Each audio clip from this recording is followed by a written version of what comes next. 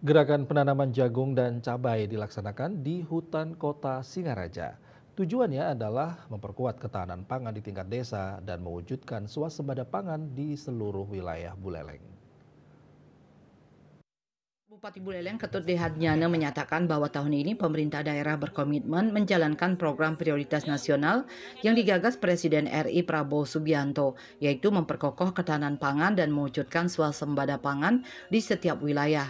Dalam rangka itu, kegiatan penanaman bersama tanaman pangan menjadi simbol deklarasi desa untuk mendukung ketahanan pangan secara mandiri.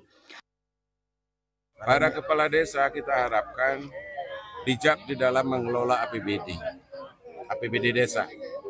Pengertian bijak itu sesuaikan dengan prioritas nasional. Kalau prioritas nasional mewujudkan ketahanan pangan, stunting, pendidikan, dan yang lainnya, mari itu kita lakukan dengan memanfaatkan APBD.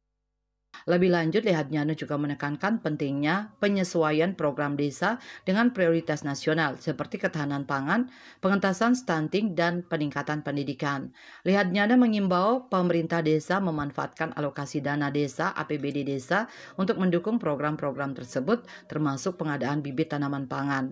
Kegiatan ini tidak hanya mendukung swasembada pangan tetapi juga memaksimalkan produktivitas lahan dengan pola tumpang sari dalam memastikan ketersediaan pangan yang cukup dan beragam untuk masyarakat dengan pendekatan yang terintegrasi dan berorientasi pada hasil. Yastri Yuli, Bali TV.